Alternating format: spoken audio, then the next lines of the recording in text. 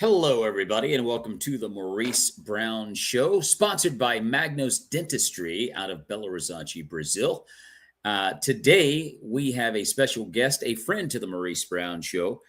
He is a filmmaker and an actor, and he's a director, producer. He's best known for his lead roles in COVID-19 response, Family First, and Before It Happened. Now he has a series out called After. And you can see that on Prime Video. It will soon to be released on Tubi.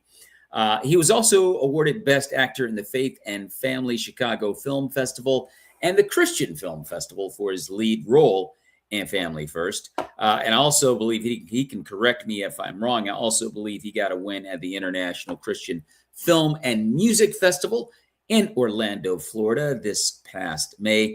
He also holds 2 black belts, so you don't want to get him mad, with 30 years of martial arts experience and loves to incorporate fight choreography and stunts to his acting. With no further ado, ladies and gentlemen, please welcome to the show, Andrew Jacob Brown. What's going on, Andrew? You always get me going, man. I would pay you to do an introduction. Like, you were good at that.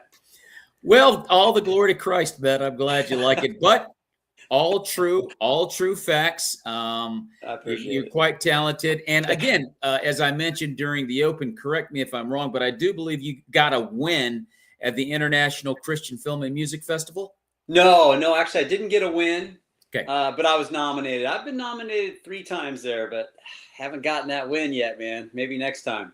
Okay, that's all good. Yeah. Look, dude, you got nominated and you got a ton of wins under your belt. And now you have a series out called After, which is about the end times, and which is always a very interesting subject. Mm-hmm. Whether you're a Christian or not, Mm-hmm. everyone is interested in the afterlife. What happens next? What happens, after, as it were. And so you did this film. It's a series, like I said, also soon to be released on Tubi. Tell us a little bit about your project. Yeah, just to catch people up, it's an 8-episode apocalyptic drama.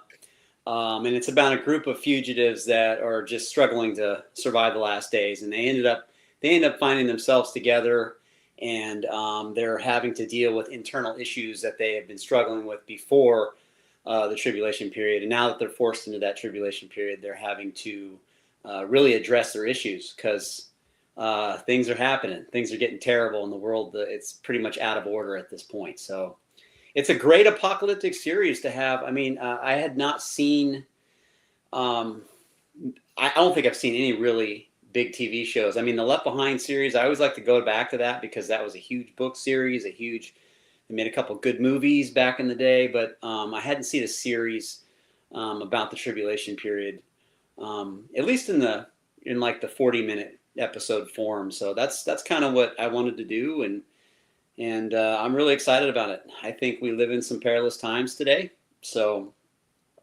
I think it's appropriate. Well, before we dive into our conversation, I want our viewing audience to get an opportunity to check out the trailer. So we're going to play that, and then we'll come back and we'll talk about it. If you ever need anything, you know I'm just a phone call away.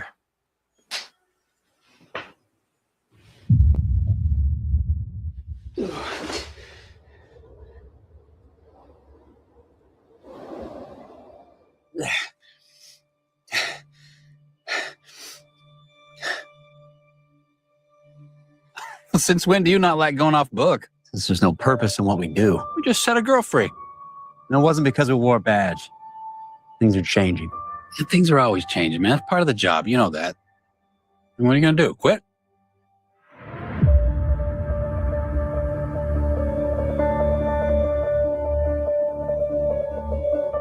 Eli Jenkins, you have opposed the government by harboring a fugitive. How do you plead? So long. Oh, God help me. We're going to survive together. I think it's time we get some things out in the open. I need to know what you did and who you're running from. If we're going to do God's work, we're going to have to pick our battles. Because we're useless if we're dead. I'm afraid I don't have the answer, son, but the Lord does.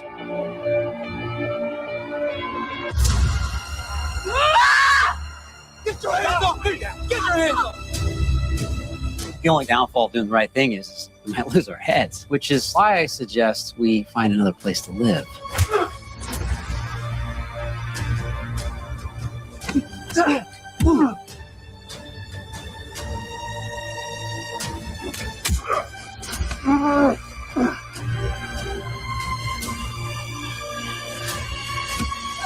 I'm trying to keep us alive. Rich, wait! No! Time is running out.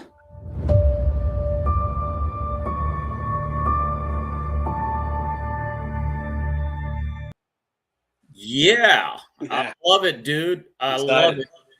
And I tell you, the end times, it opens up a really big conversation. Like I said, whether you are a believer or not, I think people That's are right. intrigued and very, particularly Andrew, in the times that we're living in.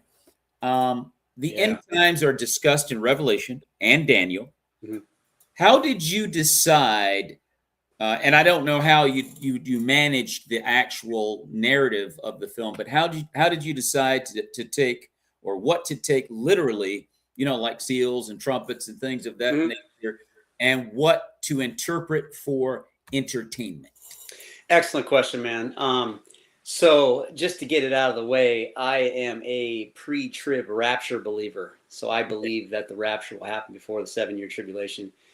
And the 7 years is specifically, you find that in Daniel chapter 9 when it's talking about the 70 weeks of Daniel. And that 70th week has not happened yet, according to Daniel 9, according to the scriptures. And so I actually was very fortunate, Maurice, to go to a verse-by-verse Bible church. Mhm. And it took them about 14 years to go around to get through the whole Bible. So Okay. when I was going to that church, and I say going to, it's because I moved, by the way, just to tell the audience. I'm in Alabama now. I used to live in Oregon. I've been here 2 years now. But when I was going to the church there, we went verse by verse, and I think I went around 1.5 times with the church. Okay. And then when I was a garbage man back in the day, I could listen to as many teachings as I wanted. So I just download them and listen to about 8 teachings a day. And I got kind of crazy about the Word of God. I just love the Word of God. I like truth. And so that being said, I've had many Revelation studies, many end time studies, Daniel studies, Ezekiel, Matthew 24, Olivet Discourse. And so just through the years, I tend to follow that view. And I know there's a lot of different views and things waver, but Yeah. I take the Bible literally. I do. Now, Revelation is designed for you to kind of really dive into it and look. And some things, could be figurative, could be literal. But one thing about Bible prophecy I will say is the more we get closer to the end times, the Bible's clear that the more your eyes will be open. So it's like the only thing that's kind of a moving target. Everything else in the Bible doesn't change, like the essential doctrines of the Christian faith, right? Like, but the eschatology of Bible prophecy, that always changes. The closer we get. And so, long-winded answer here, but in Daniel, there's a verse in chapter 12 where it says, go your way, Daniel, seal up the words. These things will be unlocked the closer we get to the time of the end. And I'm paraphrasing. Check it out yourself. But in Revelation, it's the opposite. I believe it's chapter 21 or 22 where it says, don't seal up the words of these prophecies, for the time is at hand. So therefore, I think we're living in that time. And I just take the Bible literally. So, and I know there's there's figurative stuff. So like the 4 horsemen of the apocalypse, right? Mm-hmm. Most would agree that the rider on the white horse, it looks like Jesus Christ, but it's not. It's the Antichrist, and there's a whole thing behind that. There's reasons why, and are the locusts real locusts? in chapter 9, or are Right. they figurative? Where could it be a military chopper with wings and faces Yeah. inside? Yeah. Like I don't lean towards one. I kind of take both sometimes because you can almost make a case for both. But that's the beauty of it. We're really not going to know until during that time. Just like when we try to figure out who the Antichrist is, or we try to figure out, the 666 code, which isn't for us. We're not going to figure it out till it's for those people during that time. And so all that to be said, I just took the basics of what you read, what happens in the tribulation period. We know there's going to be famine. We know there's going to be pestilences, earthquakes in diverse places. We know that there's going to be lots of wars, 100-pound hailstones. Things are going to fall from the sky. Yeah. We know that there's going to be 2 witnesses. So I'm using what is almost absolutely you can almost bank on. But let me circle it back for a second here. The story of After is about these characters. It's more about the characters. This is a character-driven drama. Yes, there's action. Yes, there's a lot of talk of what's going on during the time, but it doesn't overshadow because these characters are lost. They don't know what's going on, and they have issues, and that's what it really speaks of. And I want to really make that clear because so many people have different opinions on the end times and the last days. Yeah. And they're very violent. And I say that funny, jokingly, but like it's such a divisive topic. And really, I've said this on a few other podcasts, but the believers, the Christians, or what have you, they're the ones that kind of eat their own young, right? When it comes to when it comes to like a doctrine on the end times, and we shouldn't do that. We should really conversate. We're still brothers in Christ. And it should be peaceful, but people get angry, and it's funny. But one thing you can't argue with, because you can argue with, is the rapture going to be before the tribulation period, or in the middle, or at the end? Those different views, but we all are going to go through a tribulation period. I mean, almost everybody lands on that, as a believer. Right. And so that's what this is about, and it's not about the rapture. I had to correct so many people. Hey, you made an end time series about the rapture. No, I didn't. The rapture is an event, and I do show it, and I do portray it. But really, when you watch the series, it has nothing to do with the rapture. It's just one piece of the puzzle, and I have to say that because it has turned some people off of wanting to watch the show. And I'm like, guys, you're missing it. You're missing the whole point. And so... Well, great point. And I actually kind of want to dive into that a little bit later on. But sure. I think that you just made a statement that I find quite interesting. And, I think the church in America right now is at a crossroads. And I'm going to hop on my soapbox real quick, and I'm going to get off. Right. But we're at a crossroads, and it's all driven by politics. And you didn't say politics, but I can use the statement you made to relate it to that as well when you're talking about the unity of the body of Christ. I don't care who you vote for at the end of the day, because we're brothers and sisters in Christ. Mm-hmm. So we can have different opinions and viewpoints and things of that nature about a lot of things. Heck, I can like the Green Bay Packers, and you can like the Chicago Bears. I'm a Green Bay Packer fan, by the way. And we're brothers, man. That's my team. Because I'm a Packer fan. But little things like that, we can disagree and agree about a lot of things. At the end of the day, it's all sinking sand. Yeah. Christ is our leader, and we're divided in this country. The Christian church is divided. Yeah, you're right. And the bickering and the backbiting, it's bad. Mm-hmm. It's bad. It's terrible. And it's concerning. Yeah.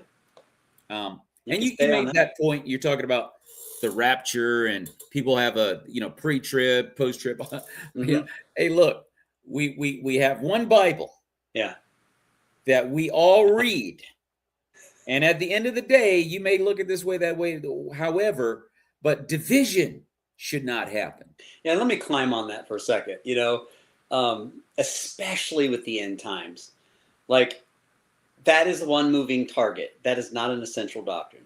Okay. Right. So I'm saying this because it's like, guys, it's my ministry, what I'm doing right now in entertainment. It was what I was born with. It's not what I chose. I'm a creative. You couldn't put it in me. You can't take it out of me. It's just what I am. Like, and it's not an easy road to take. And so I'm an artist, and I'm trying to just, use it as a ministry. I'm trying to do something good with it, but people will tear you down. They want to tear me down, like, oh, it's not you got the rapture wrong, and they get all doctrinally mad. Listen, guys, what are you doing? That's my question. What are you doing for the kingdom of God? What are you doing for the Lord?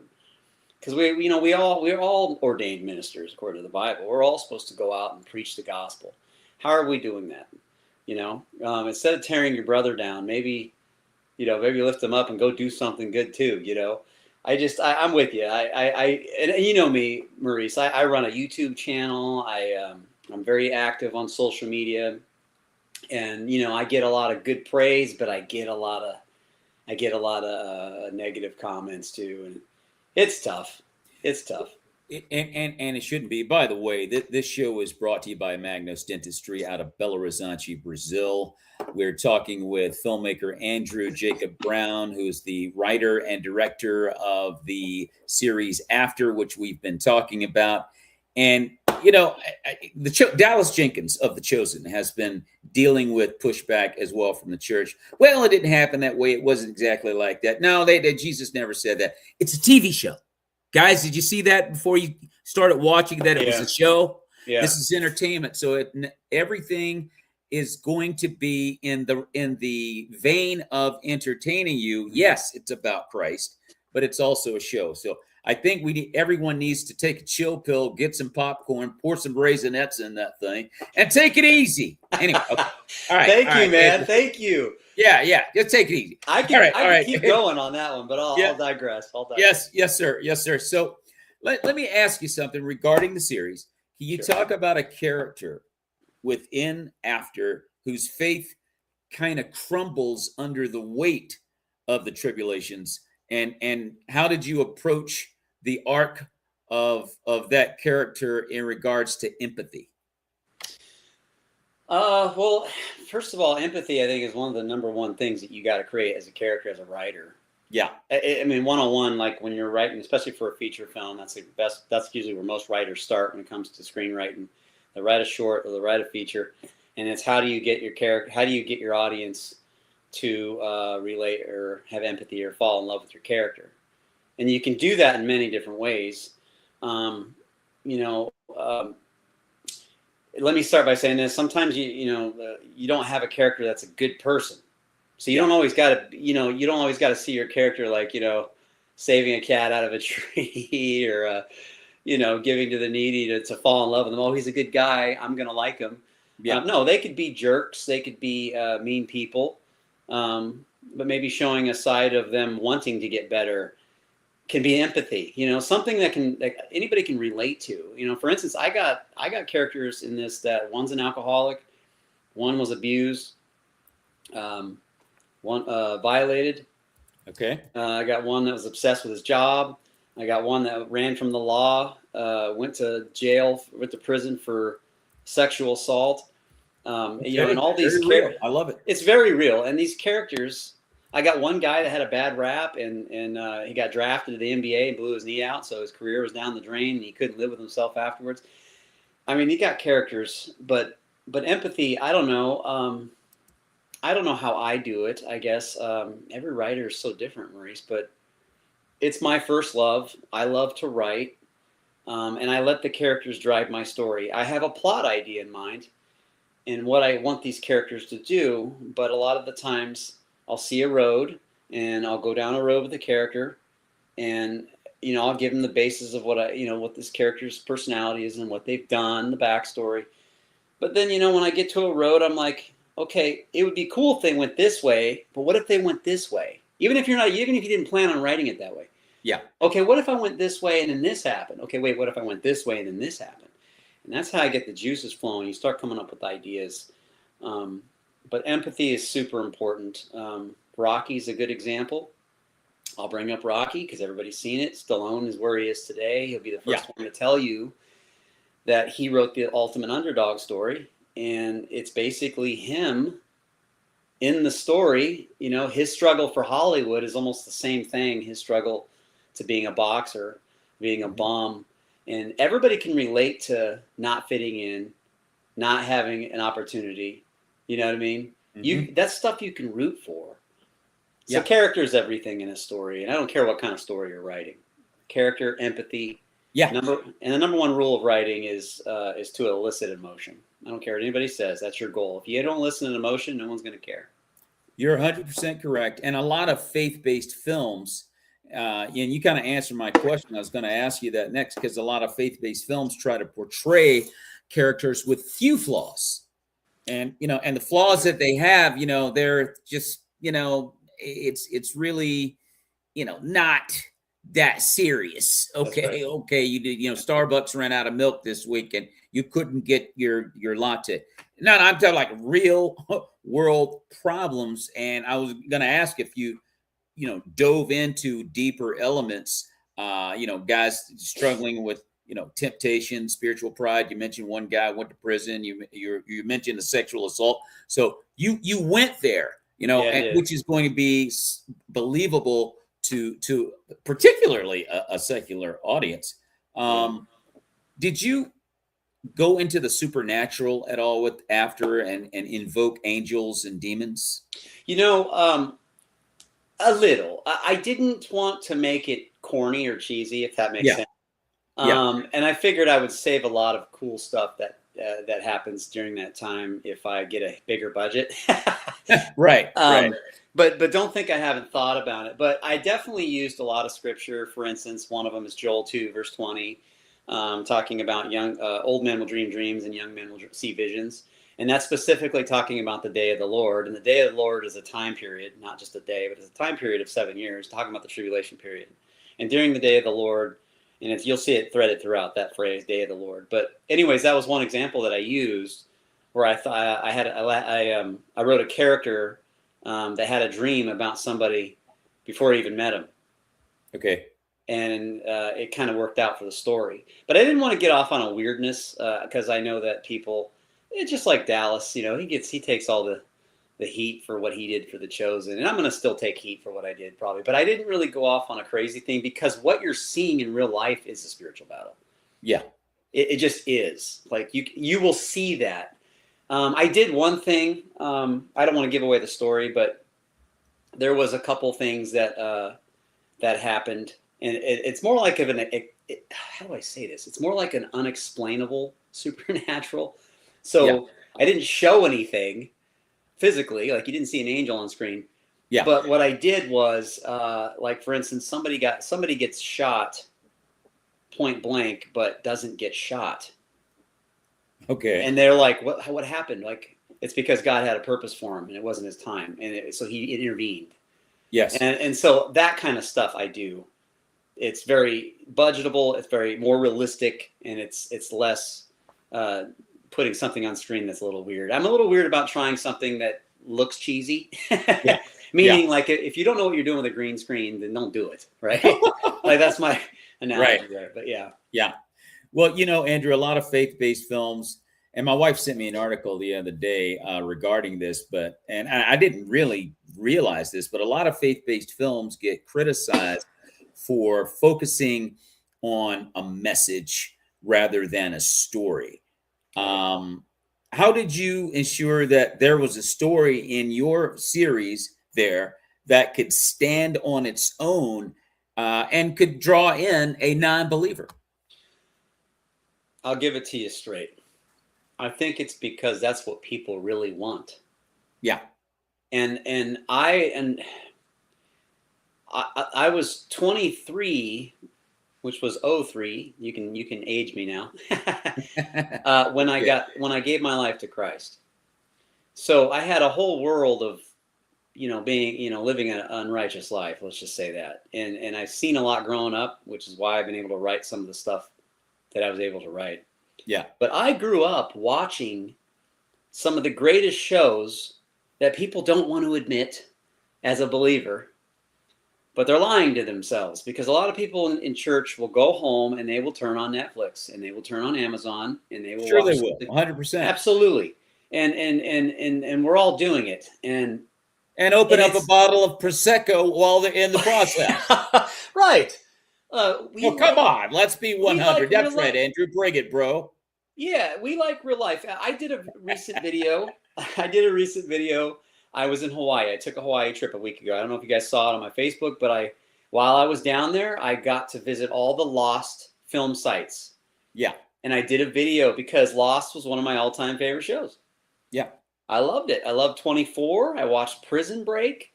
And these kind of writers back in the day, they knew how to keep you interested. Right. It's now again, there's been some dirty stuff, dirty shows, I will say, where like they keep you interested with all the sinful things, you know, like terrible violence, like over violence, or maybe so much sex or whatever. But I'm not talking about those shows. I'm talking about, you know, like 24 is a great action, man.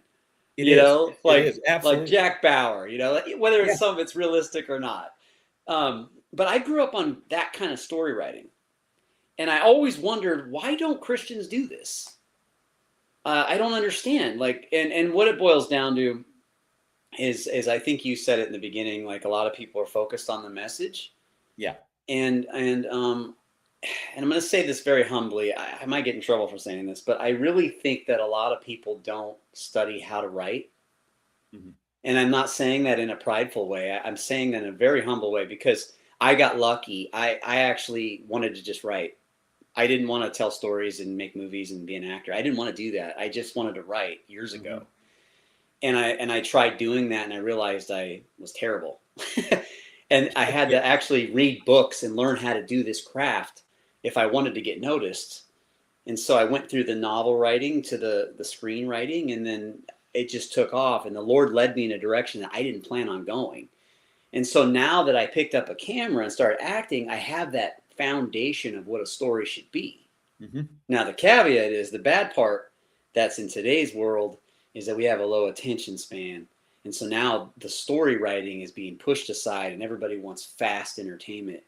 And that's kind of sad to me, because a lot of good stories can't be shown.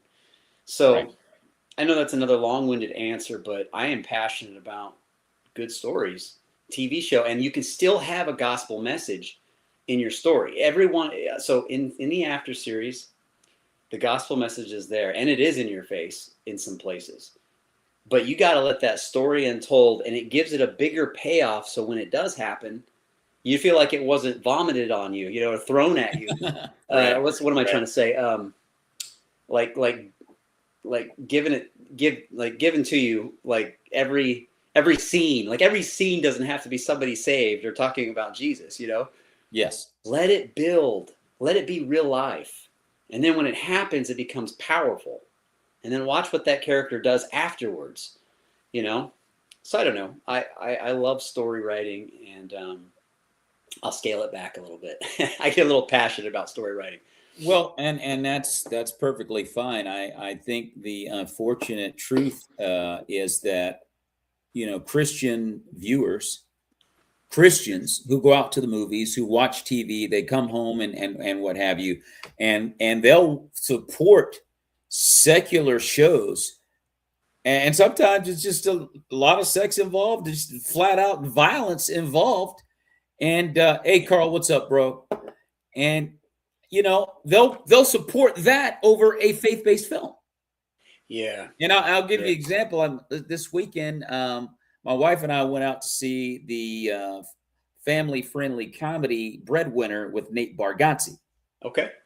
Nate Bargatze is a clean comedian who is probably the hottest stand-up right now as we speak. Okay. And I went into the theater, and dude, it was opening weekend. Okay. And it was probably 3, maybe including me and my wife, 5 people in the theater. Oh, okay. Okay. And I thought, and one of the main reasons I went out is I'm a stand-up comedian myself. I'm a clean comedian myself. And I'm a Christian first and foremost, above and beyond. So I felt like, hey, I got to go support my main man, Nate. Yeah. And by the way, the movie's very funny. Awesome. Okay. I'll check it out. And so I was disappointed to see the low turnout. Because if you go to Nate Bargatze's comedy shows, man, I mean, he gets packed shows. Yeah. People know who Nate Bargatze is. But at the end of the day, here's the reality, and I could be wrong, and I'm going to step out there, and maybe people will dislike the comment I'm about to make. The reality is, Andrew, people, they want to go out and they want to see edgy stuff. Yeah.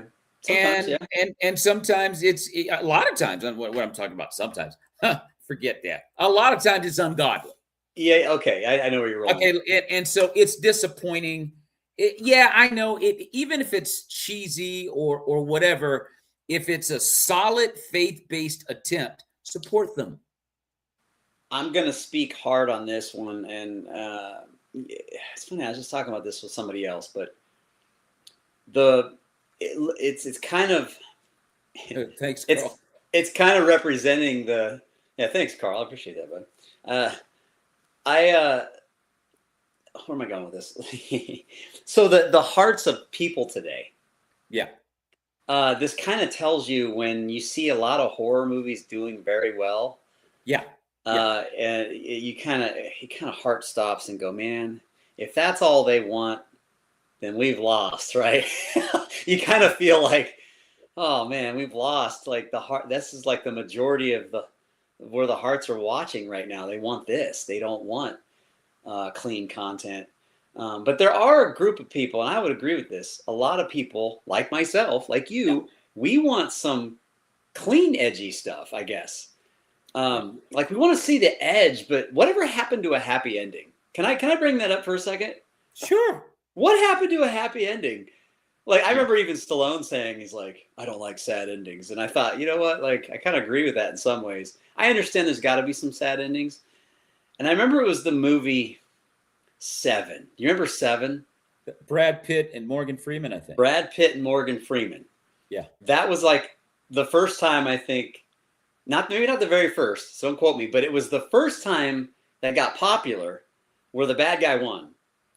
Yeah. And I thought, hey, that was creative. You know, like I get it. Sometimes the bad guy can win. But we've gotten to a world now where it's like you feel like you spent all this time watching 8 episodes of a series. That's the average now, I guess. Yeah. And then in the end, you're like, oh, my soul's empty. Like, like nothing good came out of this whole series. And I'm like, man. So it's not that something bad can happen. It's not that we don't want dark stuff. I love dark stuff. That's what I write. I write edgy. That's the word, edgy stuff. Yeah. But sometimes we want to see some kind of light happen. And we're seeing less of that. I guess that's where I'm going with this. I don't know. Well, it's kind of breaking my heart. Well, you know, as I say that, and you know, you said you do like to write dark, but I mean, you want a happy ending, and that's what we all want at the end of the day. I really believe that in my heart of hearts. Everybody really is searching for the light at the end of the tunnel. Yeah. Now, when you think about after the series, and I'm just wondering your approach here. Yeah. Are you going in the vein and effort to convert the skeptic, comfort the believer, or simply create great art that forces both sides to talk to each other? Yes. That's my answer, baby. Yes. Yeah. Okay. Okay. You know, I okay. won't.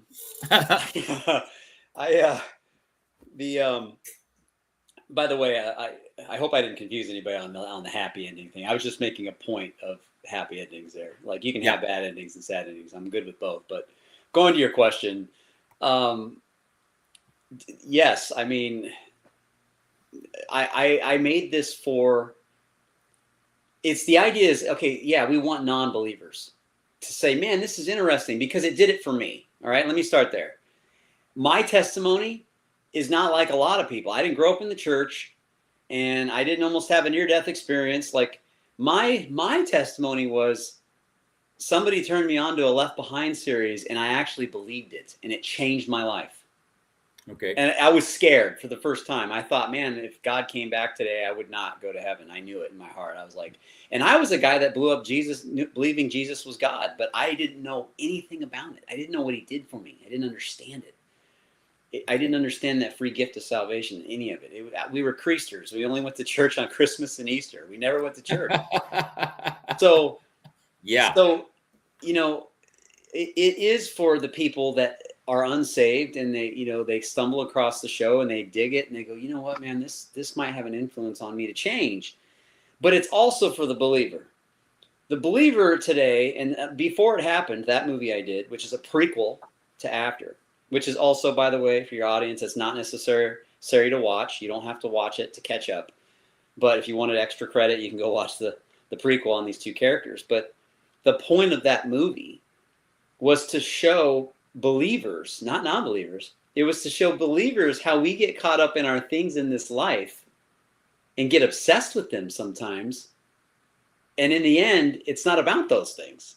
Yeah. And that's what my character that I play in Before It Happened, he was going after the promotion. He was selfish. He was going to do whatever he wanted. And in the end, he didn't get any of it. And then, spoiler alert, I'll give you 3 seconds if you guys want to turn this off for a second. Spoiler alert, the rapture of the church happens. And it just completely shocks the audience. And they're like, oh my gosh. So there's these like little threaded hints throughout the movie of Before It Happened, talking about the end times and the days they're living. And everybody's trying to tell him like, hey, he's surrounded by believers, but he's not listening. And then the rapture happens. And so because the rapture happens, Eli gets a call and they say, hey, we need you back at the office because we're shorthanded.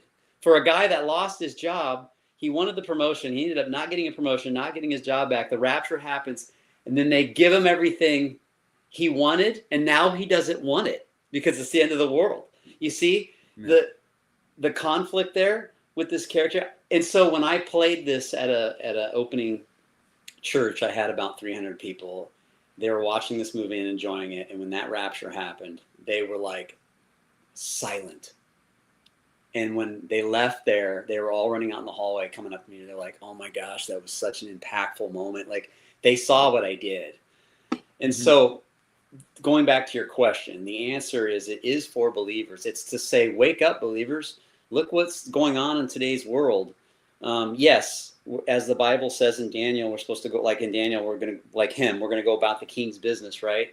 We're going to live our daily lives. We're not going to max out our credit cards. We're not going to be weird.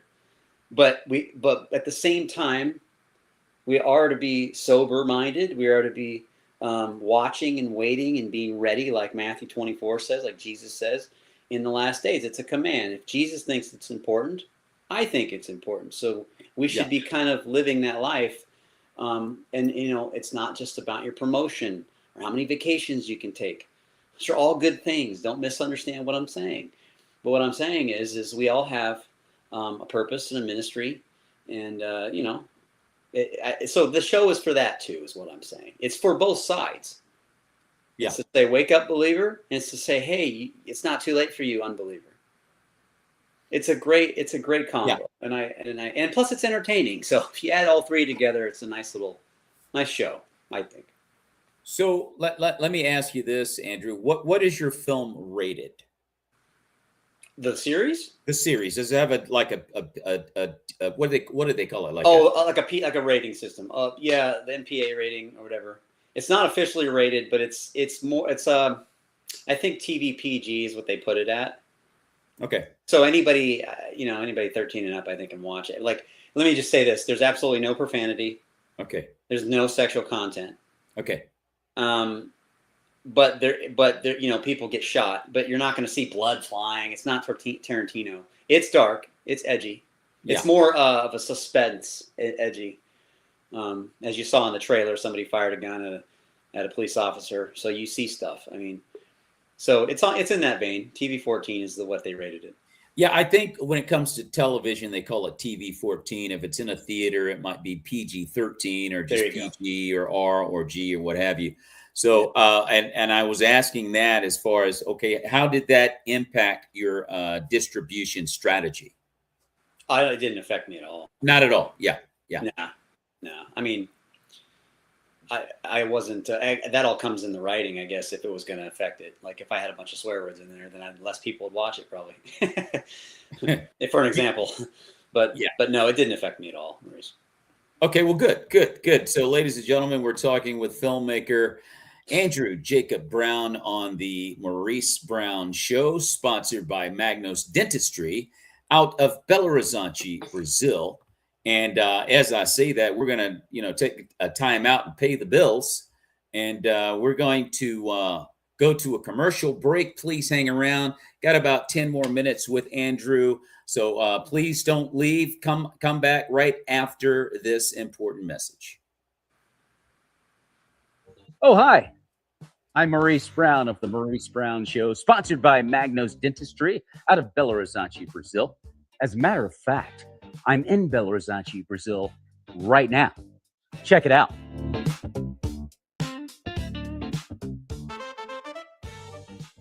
You see what I'm saying?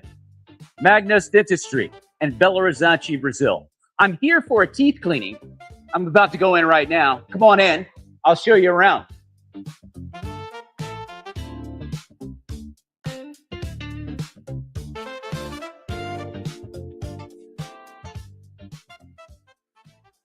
Bernardo, secretary of MAGNOS Dentistry. Tudo bem? So I'm here for a teeth cleaning.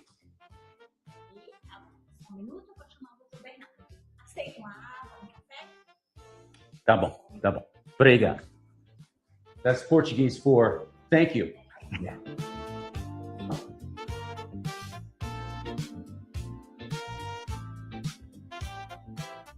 Hello, Maurice. Hey, Bernardo. Good to see you, man. How are you doing? I'm fine, thank you. All right. Doing great. MAGNOS Dentistry. This is the head dentist, Bernardo MAGNOS. Good to see you, buddy. This is a family business, a family-owned business. Amazing place, absolutely amazing. They combine science, precision, and art. Let's go, man.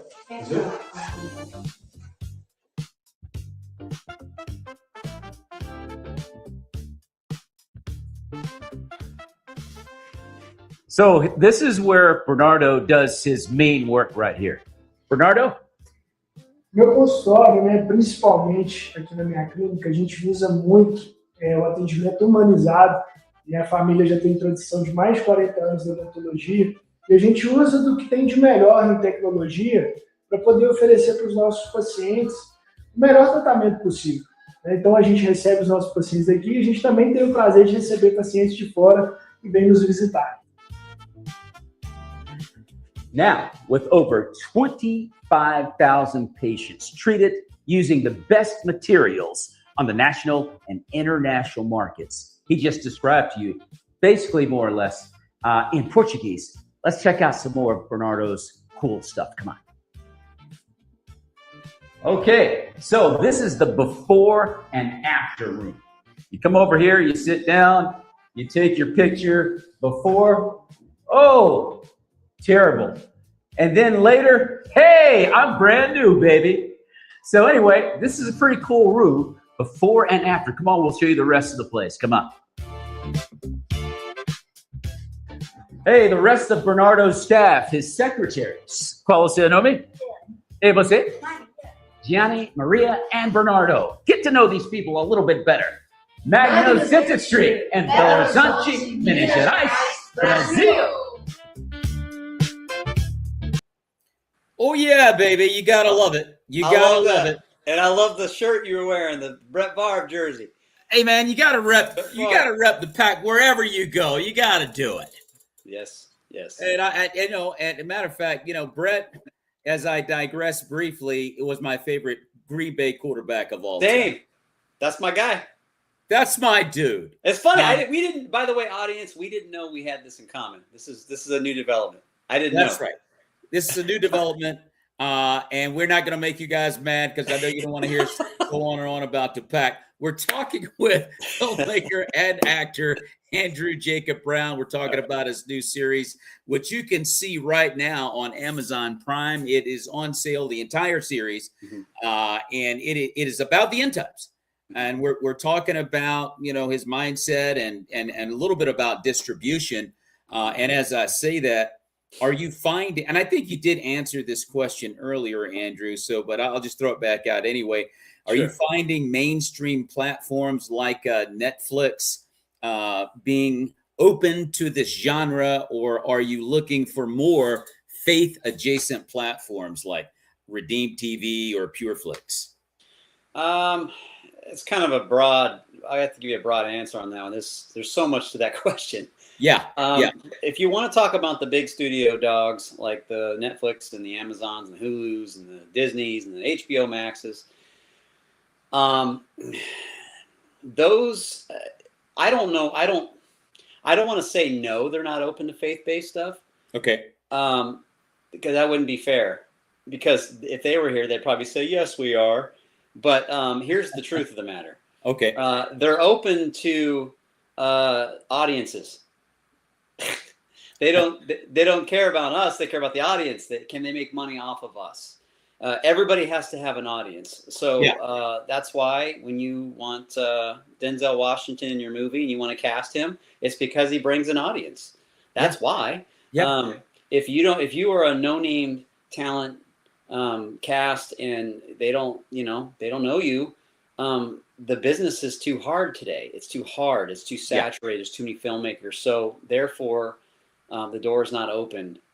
You have to prove yourself. It is a prove yourself world. So if you go out there and you get the stats and the analytics and the show takes off, then somebody may come along. That's like The Chosen, right? Nobody wanted that. But they had some good funding behind it and they proved themselves. So that combination ended up getting them on other bigger platforms. It's just the way it works. But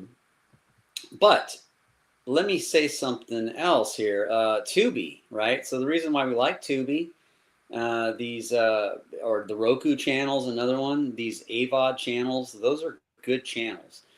And they're nothing to sneeze at. A lot of people are watching from Tubi. Tubi is owned by Fox, by the way. Tubi has 100 million viewers a month. Roku has about 90 million viewers a month.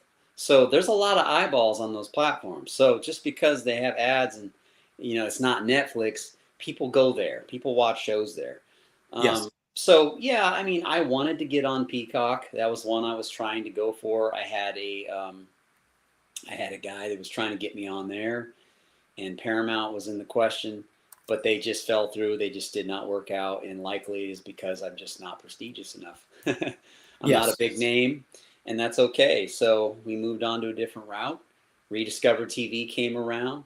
Amazon came around. It'll be on Tubi soon, and that's one of each platform right there: AVOD, SVOD, and TVOD.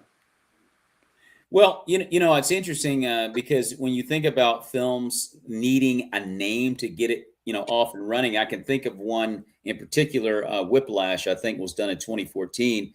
And that was a short, it started out as a short film and it had a nice little run. It went to the little festival circuit and got some nominations and a few wins. And that was about it. And this actor who's not A-list, but he's been in a lot of A-list films. If you saw his face, you go, "Oh, I know that guy." I think his name is J.K. Rowling. I want to say. Isn't that a writer? No. J.K. Rowling. Oh. Gosh, I can't. I know I'm getting his name wrong. Yeah. I know the show, but yeah, go ahead. That being said, I don't know if you've ever seen Whiplash or not. Have you ever seen Whiplash? No, I haven't seen it, but I've heard of it. So Whiplash, this guy he's a very good actor. You know him by face, not necessarily by name. He got interested in the film. He liked what he saw, and I think he may have even been related to the filmmaker in some way. I don't know what it was, and he wanted to be in the film. He loved it. Yeah, and it went from short film to major film, and all of a sudden he's nominated for an Academy Award for Best Picture. And that's amazing. And that's one of those unicorn stories, and that happens. Yeah. And that's one of those things where it's like, look, association of who you know can play a part in this business. Networking can play a part. Nepotism can play a part. If you live in a certain area, that can play a part. Yes. Like there's a lot of things that play a part in your success when you're a creator. And there's no real one path. You could have a good agent, and if you have a great agent and they give you a great audition and you land that audition, that could play a part. There's many paths. It's just it's just not easy. But you're right. I mean, there's a door where you can get in, and sometimes you can get a success like that, like the Whiplash story. That's a good example. And for most of us. Make no mistake about it. I mean, Yeah. there's a lot of good projects out there. I mean, Whiplash's short film route and/or/slash journey is no different from everybody else's route. There's a lot of good short films out there, but they need funding. Yeah. So the lead, well, he wasn't the lead, he was the co-lead, J.K. Simmons. Oh, Simmons. Yeah. Okay. J.K. Simmons. I should have known that. My J.K. bad. Simmons was the co-lead. Matter of fact, he was nominated also for Best Supporting Actor for an Oscar. And Miles Teller, very good young actor. He was the lead, and he was also in Maverick with Tom Cruise. Okay. And also the Michael Jackson movie, he played Michael's agent in that film. Guy's a really good actor. I know. Long story short, you've got two tremendous actors in your short film. Yeah. And you know, it goes to the next level. And you're right. A lot of times it can be nepotism, as they say. Well, it's not how good you are all the time. It's who you know. And a lot of times you don't hear those stories. You don't hear of what really got them there. Exactly. But you're right. Those two actors are name actors, and they have an audience. Yeah. People know who they are. And, you know, the Miles Turner, was it Turner? I forget his last Teller, name. Miles Teller. Yeah, Miles Teller was in Divergent before any of that, you know. And He's a tremendous young actor. He's terrific. Yeah. He's fantastic. He's terrific. Yeah. And matter of fact, you'll see J.K. Simmons. J.K. Simmons has always been sort of a semi-serious actor. Like sometimes he'll do comedy or a really, really dark. The guy's got tremendous range, but you'll see him on the State Farm commercials, I think. Oh yeah. The farmer's insurance. That's it. The farm. That's it. So anyway, I kind of digress. I want to finish up with my last question here, Andrew, and this may or may not have ever happened to you, but just for grins and giggles, what was the single biggest assumption you had about the film distribution business that turned out to be completely wrong? Completely wrong. If it even happened, just throwing it out. Yeah, that's a good question. Well, for sake of time, because I don't want to sit here and think all day, because I can't think of a single thing that was wrong. Okay. A lot of times we go into these things just not knowing. Yeah. And the truth of the matter of distribution is it changes every second. Yes. I mean, it literally changes like every second. 2016, I remember those days. That was a different time than 2018. Then COVID happened. And then everything after COVID changed things. Yes. And then about 24 and 25, and now we're in 26. So every single year it has made it difficult. I remember when I got a couple of my movies on Tubi TV. Yeah. Distributed. And I made $14,000 on probably one of my worst movies. Wow. And that was during a time where it was booming, you know? Yeah. You don't know, and let me tell this to the audience, because this is important. If you see somebody do something and they found a way, by the time you get to try to do what they did, it's over. Things change so fast. But that's the honest answer of distribution. It is always moving, and it's getting harder. It's getting harder because of the technology today. AI is involved. That's becoming a genre. Yeah. We have a disconnect between generations. The younger crowd is looking at their phones. So they're watching verticals. That's also a genre. So we're in a weird crossroads right now, and it's hard. So Carl says, I think that what God has for us is different. We're not entertaining, we're changing lives. And our time is coming, and they will come to us because we offer hope. And Carl, I echo that. I do know there's a stratagem that we as filmmakers should try to follow to get eyes on. I get that. Let's focus on the story and let's make people entertained and happy and all of that stuff. But at the end of the day, God has called us indeed to give a message. Amen. And that's unavoidable. And that's who we are. That's how we're built. I just think we are coming, Carl. And I think the reason we are is because of something Andrew said way earlier in this conversation, and that is we're becoming better at this. Mm, You know, yeah. the kinds of stories that just make people want to watch because the story is well written. And I think that's what we have to get better at as writers and filmmakers and producers in the faith-based industry. We've got to perfect this craft. And I think it will turn around. And I think we are getting better. And I think that when people can understand, and I'm talking about us and not the viewer, when we as Christ followers can understand that we got to be 100 with people, man. Yeah, I agree, man. Okay, we're not living in this world where, oh yeah, we don't do those things. Oh yes, you do. You're one of the worst ones at it, by the way. Anyway, let me stop. I'm getting a little carried away. There could be a tide turning. People want something to watch. Yes, and they're like, you know what? I'm tired of the same stuff. Yeah. I mean, even Hollywood's turning a new leaf with Disney, you know, getting rid of a lot of their employees. They're like, we're done with the woke stuff now. And they're like, people are starting to go, you know what? I think we need to make a change. But I will say this, I know we're running out of time, but climbing on what you and Carl both said there, you know, we got to stay true to what we're good at and what we do.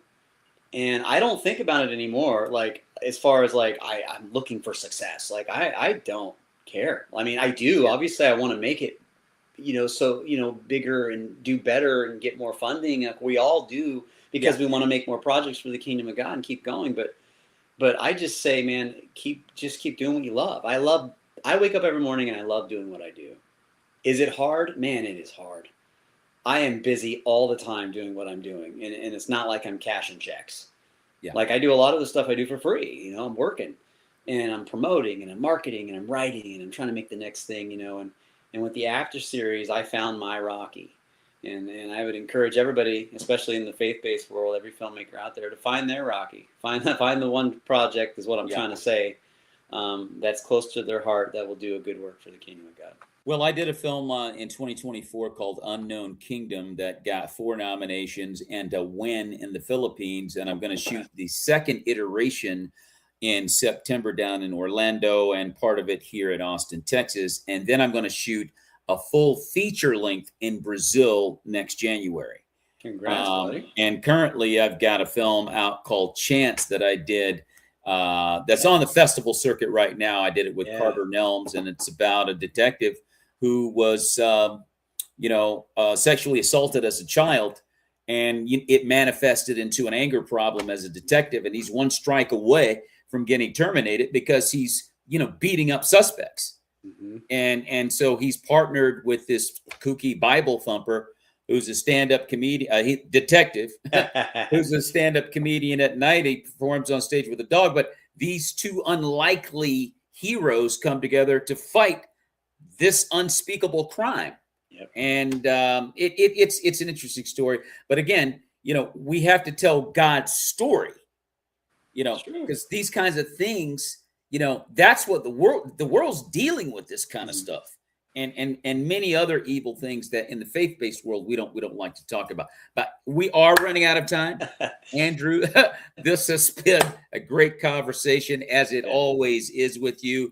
Once again, ladies and gentlemen, Andrew Jacob Brown, filmmaker, who has a series called After that is currently on Amazon Prime Video. It's on sale right now. You can buy the entire series right now. Don't waste your time. Stop looking at me and get moving. So I appreciate that. Thank you. Absolutely. And Carl, I want to thank you, my friend, also for hanging out. It's been great having you here, man. Love you too, brother, no doubt. And we're going to get out of here. So, Andrew, hang on. I want to talk to you a little bit before you get out of here. Okay. And I want to thank everyone for watching the show. Once again, this has been brought to you by MAGNOS Dentistry out of Belo Horizonte, Brazil. May the peace of Jesus Christ be with you, Andrew, and your family, and everybody out there. God bless. God bless.